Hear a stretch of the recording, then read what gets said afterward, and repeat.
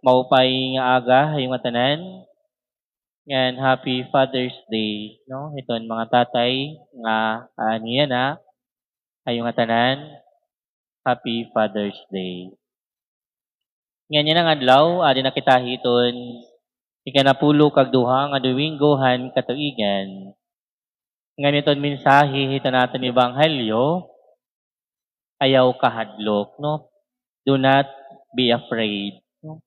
Siring ni Kristo dira naton ebanghelyo, nag-mention hiya makatulo ngadto niya mga tinun-an nga diri hira mahadlok. No? Siguro mga kabugtuan, ang pagsiring ni Kristo nga diri kita mahadlok, amin ni nga mga pulong, iton very consoling, ngan nakakapagaan ito naton kasing-kasing. Kay dira ito naton kinabuhi, damo ito naton kinakahadlukan. Yan kada usa aton mag-iriba iton kinakahadlukan. Yan madanay iton kahadlok nagiging parte na ngan nagiging natural na la dida iton aton kinabuhi.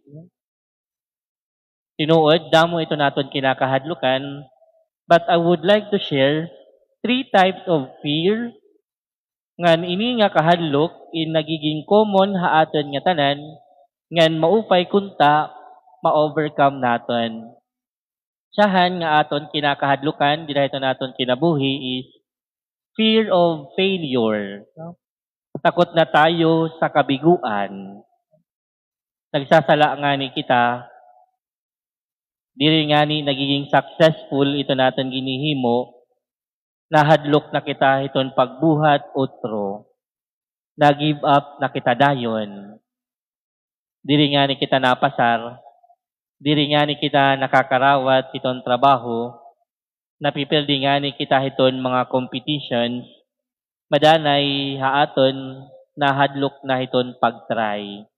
Nahadlok na kita iton failure. And sometimes, there are people who are not afraid of failure itself. They are afraid of trying again after they have failed. No?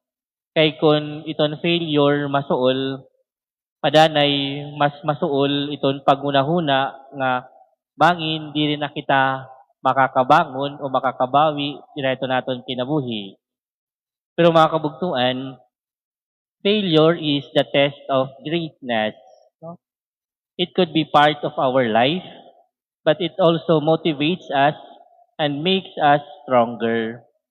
Inumduman naton mga kabugtuan, God does not measure by how many times we fall, but by how many times we rise again with faith in Him. Iton kapakyasan, diri amo iton katapusan, iton istorya, iton natin kinabuhi. Madanay, amo pangani ini iton tinikangan, and mas maupay nga planohan Dios para haaton. Failure is not the end of the story. Sometimes it is the beginning of God's better plan for us. Kaduha nga aton common na kinakahadlukan yan nga panahon is fear to tell the truth, no? Takot na tayong magsabi ng katotohanan. Ito ni bahaton na hadlok iton pagsumat iton kamatuuran kay madanay ikita na iton nagiging maraod. Yan nga panahon magsumat nga ni kita iton kamatuuran, damo iton maaaringit haaton.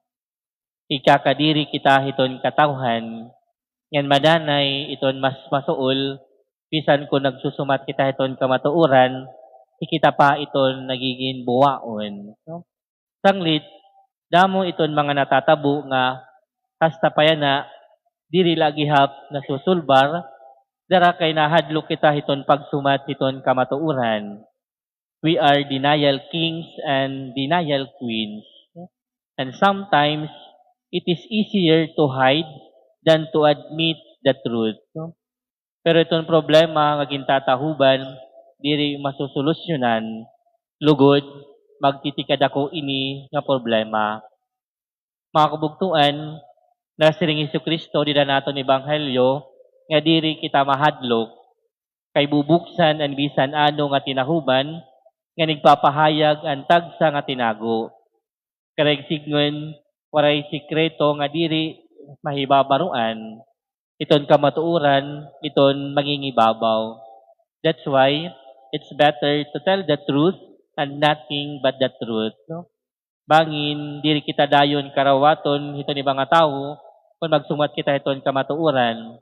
Pero pinaagi hiton kamatuoran, makakarawat naton ang kamurayawan hanaton konsensya kanan pag-uyon han Dios. And lastly, ito naton ikatulong nga kinakahadlukan dili ito naton kinabuhi is fear of being hurt again. No? Takot na tayong masaktan ulit. No? We don't want to be hurt. Na diri na kita masulan kay ito ni bahaaton na stress, nagiging masurubon, o di nga ni nadidepress. Ito ni ba, dara kay nahadlok na masulan, nahadlok na liwat, iton paghigugma, nahadlok na kita ma-reject. No? And sometimes, we are no longer afraid of the person who hurt us. What we fear is the possibility of experiencing the same pain again. Pero mga kabugtuan, ano ba ito natatabo kung nahadlok na kita iton paghigugma? Madanay, nagiging pusong bato kita, nagiging waray na naton labot ito ni mga tao, na distansya kita iton katawhan, ngan labawhan nga tanan, nagiging makasarili na kita.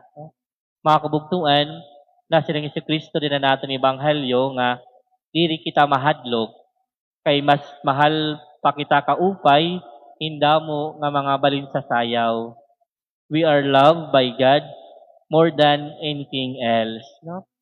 Try to be loved again. Not because you are hurt, everyone will hurt you. Iton kasing-kasing nga nahigugma, tinuod may posibilidad nga masulan or masaktan. Pero iton kasing-kasing kagin sasarahan niya kalugaringon, diri na makaka-experience sa hinkalipay nga natikang hingugma. Our heart should be too big enough to allow such hurt in you loving other people. True love is not avoiding pain. True love is continuing to love even when there are wounds. No? Mga kabugtuan, nasa ring si Kristo, ayaw kita kahadlok, kay aadahaya permi kaupod naton. He gives us an assurance that if we are in failure or ready to tell the truth and being hurt, He will acknowledge us before His Father in heaven. Sanglit kung may daman naton mga kahadlok yan na, ayaw kita pagpadaog iton, kay mas madako ang gugmahan Diyos, kaysa iton aton mga kahadlok, mas madako iton grasya iton Diyos, kaysa iton aton mga problema. Yan labawan nga tanan, mas madako iton iya pag-ataman, kay hindi san ano nga aton ginaatumang. Mga kabugtuan, faith is not the absence of fear.